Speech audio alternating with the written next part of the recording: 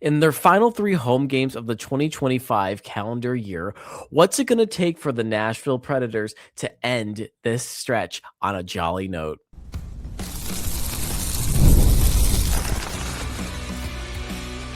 You're Locked On Predators, your daily podcast on the Nashville Predators, part of the Locked On Podcast Network, your team every day. Well, welcome to another episode of the Locked On Predators podcast, part of the Locked On Podcast Network, now the #1 sports podcast network.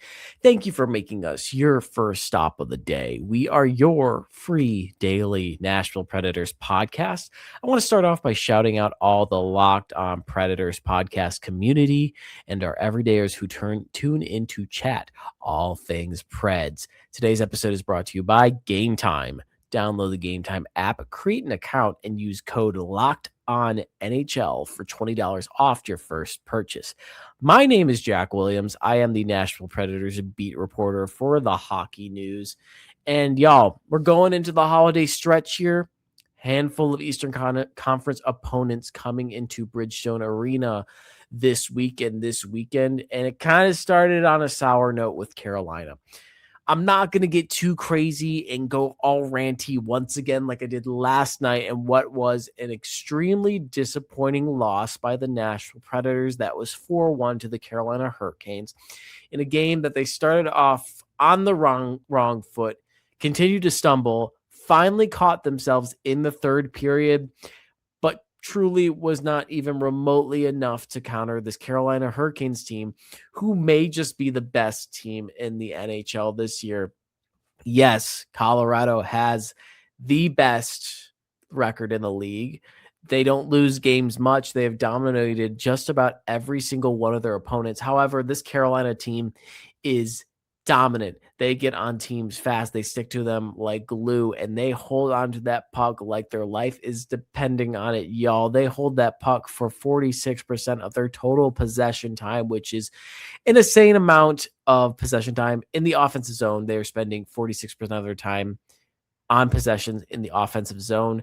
That is a league high. And then their defensive possession time, which I believe is around 34%, that is a league low in talking about defensive time spent there. They are not spending a lot of time breaking out the puck, and they are just setting up camp in the offensive zone. And we saw that in that game on Wednesday. Carolina outshot Nashville 19-5 in the first period, 37-26 in the entire game. Again, the Predators seemingly found their footing in the third period there as Philip Forsberg scored to make it a 3-1 game. Predators would pull UC Saros. Hurricanes would score an empty net goal from Sebastian Aho. The game was kind of 1-0 for a bit, and then Nick Perbix took a delay of game penalty that proved to be costly in the final result, just a bad penalty to take, and that's where Carolina really put the game away with them going up 2-0, and then less than 2 minutes later went up 3-0. Nashville struggled to break the puck out constantly. It's because Carolina was just on them. That this team was fast. They were bursting fast. They were all over them. Predators had no room to do any work at all. Carolina was just onto them. They were dumping the puck over and over again. Nashville was as a way of breaking out the puck, and it just wasn't working for them. They're icing it constantly. Andrew Brunette admitted they just kind of threw the puck all around in the attempts to break it out. There is clearly a wide gap between Carolina and Nashville. And it goes on this whole narrative that we have been on about where in the world is this team in the theoretical standings. Because in the real life standings that we talk about, this team is not very good. The way this team continues to win as of late, and they started off the year so bad that they are winning a lot of their games as of late, they are still the worst team in the Central Division. And talking about the record that they've put up against teams that are in similar spots in the standings as they are, it doesn't make sense because the Predators have won 7-8 games. They've lost 2 to teams that are in the bottom 10 in the league. When you're a bad team, you don't do that. You also beat the top team in the NHL in a shootout Could have done it in regulation, but that is water under the bridge. And then you play them well in Denver, and then you played them well earlier in the year in what was a 1-0 loss became a 3-0 loss. And it's putting these pieces together and realizing, well, what is this team and where are they in the standings if they didn't start off so bad? They're clearly not better and don't hold a candle to Carolina. That was a good old-fashioned beatdown that happened on Wednesday. It was disappointing, but after the last podcast I did, and then getting some sleep and then rejuvenating a little bit more, yes, it was disappointing, but it made sense because Carolina is clearly a team that is a gap ahead of Nashville. That is a team that the Predators just can't compete with, and thankfully, they will not need to see them for the rest of the season unless something happens in this universe where the only time they would see them again is the Stanley Cup final or something else unexpected, unplanned, ridiculously. I don't know what it would be that would make them see the Carolina Hurricanes again, but they played both 2 games this year. They saw them already. It's done. Saros played well in that game. That was the only plus side, in my opinion, that game. He stood on his head. He was ridiculous, and he's doing good things for his own individual numbers. You love to see it for UC. After the whole thing with the contract and then the way the year started out, for him to be playing well now, like, that was the biggest win you could take out of the night. And again, I'm just reiterating a lot of what I said last now, except for this whole gap thing, and because it makes sense. And it will be interesting to figure out more about this team's identity as we go down the line. Because again, they just, it doesn't make sense that they are this bad. And I know that's been reiterated over and over and over again throughout the entire year. But when you put them up against teams that are similar to them and them beating down on them, that doesn't make any sense. They beat the out of the St. Louis Blues, and that's a team that is better than them statistically. When they played the Calgary Flames, they put a beat down on them twice. Calgary was better than them in the standings twice. So it's all about this identity and this weird quest that we're on to figure out what exactly this team is, other than they're bad and we can see that on paper. I don't think this team is that. And this week is going to be critical, and we'll talk about the week and the next month and how critical that's going to be and all of that in figuring out what in the world this is, because it's confusing. And even more so, especially in these next 2 games, because the third one's gone of the home games, it's wasted. You can't just lay over and lay an egg. You got to show up and you got to compete, and it's going to be massive. And I'll talk about that in the next segment. I can't spoil too much of the next segment in that. But you just got to play well at home, especially now, especially in this stretch that you're coming into. You need to take care of the games on the ice at Bridgestone Arena, because again, you're sleeping in your own bed, you're at home with your family, you're doing it, you're in your regular routine, and you got to take advantage of that, especially now when the team is gaining up wins and you're picking up wins and you're getting ready for a road trip, and these are the last few home games you have left before a road trip. Take care of business. Like, seriously, like, there needs to be an understanding, I guess, of how critical these home games are. And we'll get into that in just a second. I have talked too much about the Carolina game, and I hope never to talk about it again because I am so tired of talking about it. But when we come back, we will talk about the Toronto Maple Leafs and the New York Rangers. They will be coming to town this weekend. The World Cup is coming back to North America for the first time since 1994. And with 48 teams for the first time ever, it's going to be massive. But let's be honest, getting tickets is usually the hardest part. That's why the Gametime app is clutch, finally giving fans a real advantage when it comes to snagging seats. With Gametime, you can track price drops in real time, get alerts when great seats open up, and buy tickets the moment they hit the app.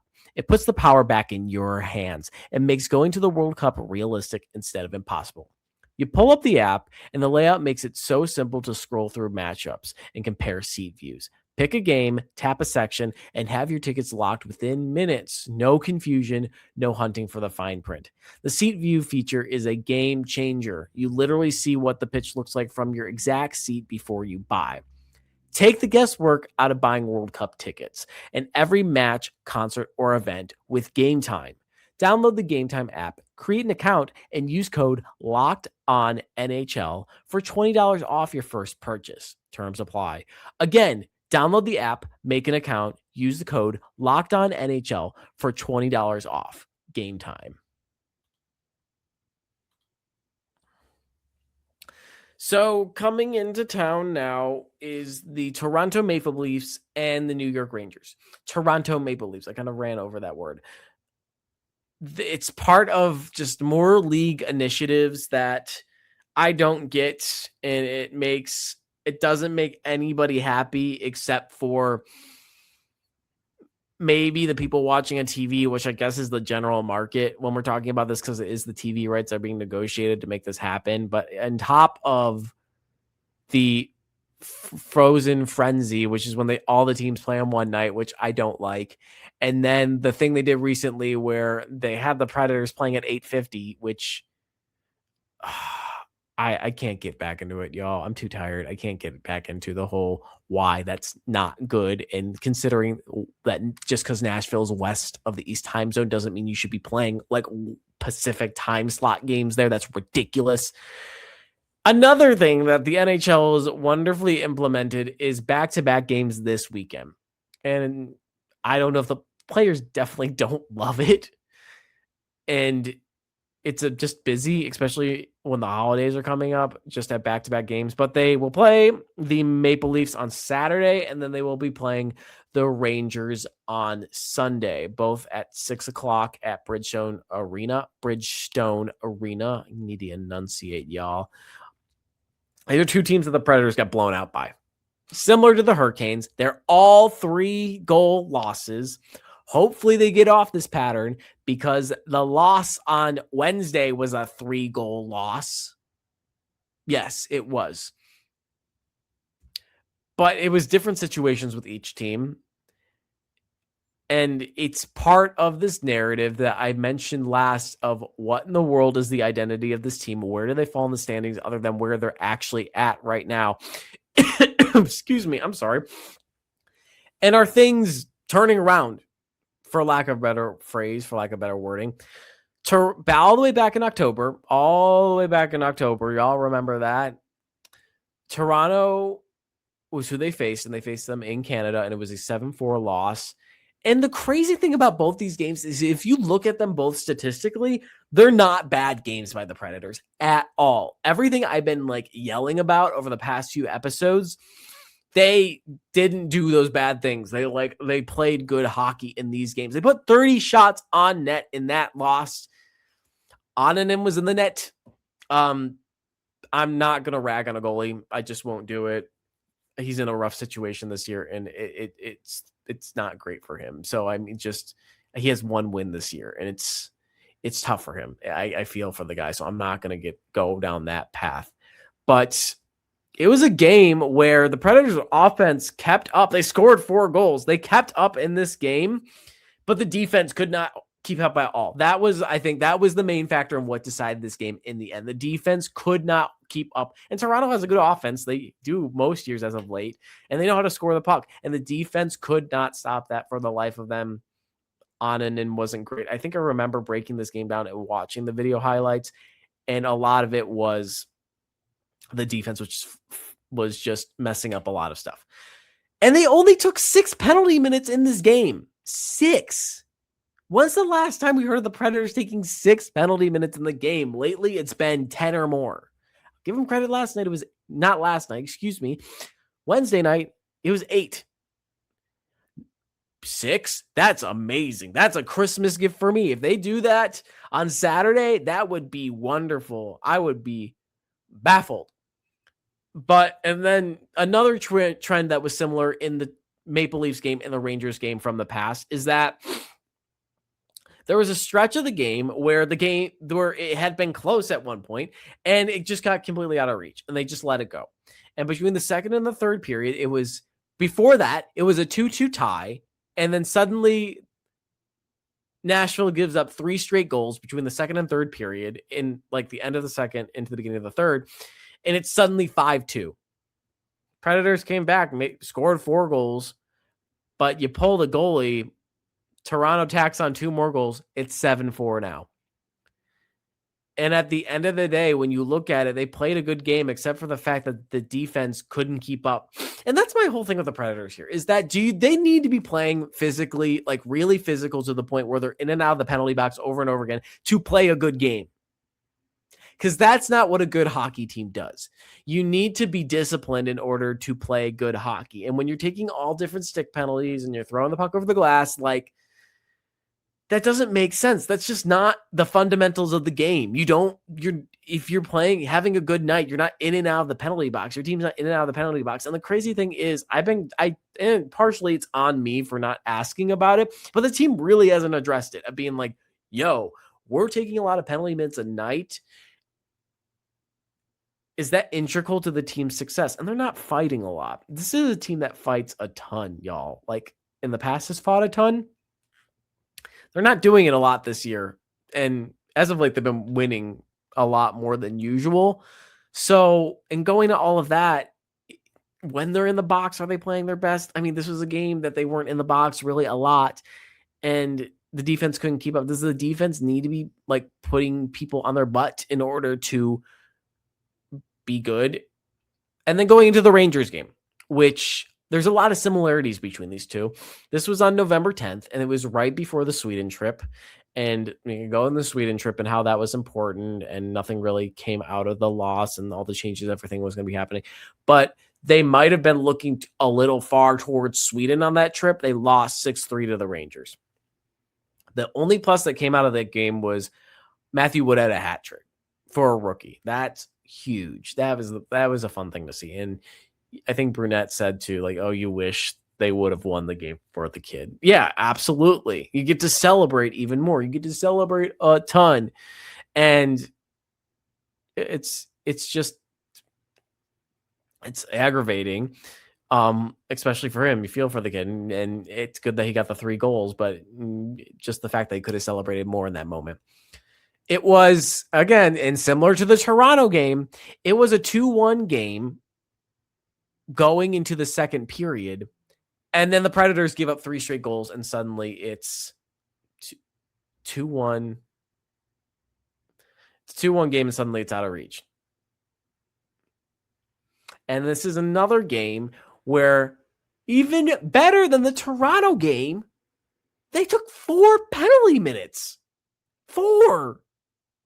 When's the last time they took 4? When's the last time they took less than 5? Took 4 penalty minutes in the game. That is outstanding in my regards to this team, because they take penalties every time. And I already got on this kick, so we're gonna pass it. But that's impressive. And they outshot New York 30-18. 30-18. New York couldn't even get 20 shots on net. The Hurricanes had more shots on net in the first period of Wednesday's game than the Rangers had in this entire game. It might drive me crazy to make sense of it, because again, you put the puck on net that many times, and then you have 4 penalty minutes, and you lost the game by 3 goals. Saros was pulled for Ananen later in the game. What is that? What is that? And this was a game where the offense didn't keep up as much. Defense slipped. But I don't know, man. This is everything you'd be asking for in these 2 games, where the Predators are shooting the puck well, and they're playing disciplined, and they're losing by 3 goals. I think it might be worth asking if taking penalties is part of this team's identity and success, because the math doesn't math there for me. But that's what those 2 games were, and that's what these 2 opponents did to them that they're going to see again this weekend. And I'll get into it more about why the next 30 days are big for them and just the pacing of things, finding team success and moving up in the standings. But you need a different game completely. And granted, I think the Predators are a different team. They're a completely different team from October. November, I think that was kind of around the Rangers loss and the Penguins loss. That's where things kind of turned a little bit. And Trotz made that comment about the team needing to get everything together. And they suddenly did. But this is part of the test of how different this team is. Are they living up to fruition right now? Are things turning around? This is part of it. This is part of it. Clearly, they aren't a team that can compete with the Hurricanes. Are they a team in the Toronto game that competed with them and just let it slip away? Are they a team that can beat Toronto now? With New York, you statistically played well. Can you statistically win? Those are the big questions there. But want to talk a little bit about our Everydayer Club. Thank you for making Locked On Predators your first listen of the day. And thank you for making Locked On the #1 sports podcast network. You already live your team every day. Now take it up a level and go ad-free. Join the Everydayer Club and get Locked On Predators with no interruptions, members-only Discord access, and more, all for just $5 a month or $50 a year. Christmas is coming up. Good bargain. Absolutely. So go to lockedonpredators.supercast.com or check the link in the show notes for more. When we come back, we will talk about how important this next 30 days is going to be, how big they're going to be in Jack Williams' opinion. NFL Sundays move fast. One big play and suddenly everything feels different. That's what makes live betting with FanDuel so exciting. You're not just watching the game, you're reacting to it in real time. With FanDuel, you can place bets as the action unfolds. Every drive, every momentum swing, every highlight moment. Live betting is best when the game starts to shift. A receiver gets hot, a defense tightens up, or the momentum flips after a turnover. FanDuel lets you jump into the moment. Live spreads and money lines adjust instantly. Player props update as a guy heats up. You can bet next touchdown scores, drive results, totals, and more. It keeps you locked into every snap, every drive, every possibility. I know the live betting function. I've showed an example and talked about an example before on this podcast of just all the options of the next play. It being a touchdown. Is it going to be on the ground? Is it going to be even more statistically involved within the playbook? FanDuel gives you all those options. It really diversifies the app and makes it even more fun to do sports betting. So if you want to be right in the middle of the action this season, visit FanDuel.com and place your NFL live bets all season long. FanDuel, the game moves fast, and so can you. So the next month, in my opinion, in just this quest to figure out what exactly the Nashville Predators are, it's going to be important. And I will explain that. This is my thesis in explaining that to y'all. Next 3 games are the final 3 games, as I mentioned, at home of the 2025 calendar year. When the new year passes, they have no more home games once in 2025 after Sunday in the calendar year of 2025. So, and then after Sunday's game, on Tuesday, they go to Minnesota, they have a little break, and then they kick off a 7-game road trip, which would be the longest road trip of the year so far. And they don't come back to Nashville until January 8th. After that road trip, you play 9 games in 17 days, which is a little bit of a haul. Not as bad as some of the stuff we've been seeing lately. Get a little bit more of like a 5-day stretch within that. And then play a few more, and then the Olympics are here. Then you get a break, and then I'm not even going to talk about March. But this is the stretch from now till mid-late December. January, excuse me. It is mid-late December right now. It's going to test this team based on the opponents they're going to face, the environments they're going to face, the time they're going to spend on the road, and maybe something outside of the game on the ice will come about when talking about trading or anything like that. These next two opponents, Toronto and New York, like I said, they got blown out by them. Show that you're a different team. Show that you can take advantage of the home ice. Show that this turnaround is happening. And then when you get on this road trip, amongst the other opponents you're playing, you're facing Edmonton, who has seemingly started to turn a corner and getting Jeff Skinner on the roster. Stuart Skinner, excuse me, not Jeff Skinner. And then you play Vegas, who is consistently one of the best teams in the NHL and is one of the best teams in the Pacific Division. You play Utah, who's one of the better teams in the Central Division and is competing for a playoff spot. You see St. Louis again. And those have been blowout games in favor of the Predators. But as you know, in this league, it is so hard to really sweep an opponent, especially a divisional opponent that you're seeing that many times. And then the first game on this road trip, which is on that Tuesday, you're seeing the Minnesota Wild, who have all this newfound energy after Quinn Hughes is coming in.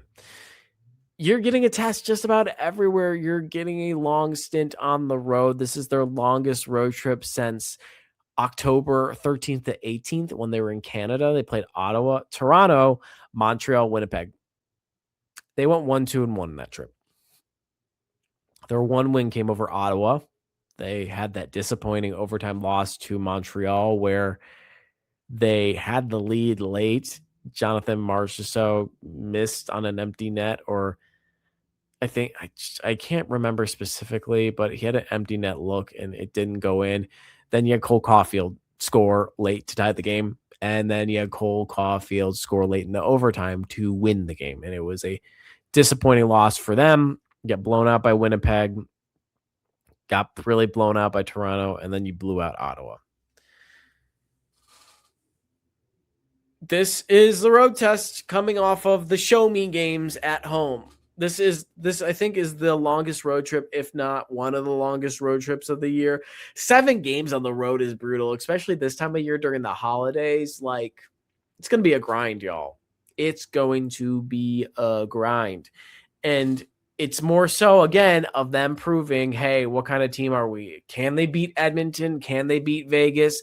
Can they continue picking up divisional wins over Utah, St. Louis, and Minnesota? Utah being a central team just doesn't sit right with me. Arizona being a central team didn't sit right with me.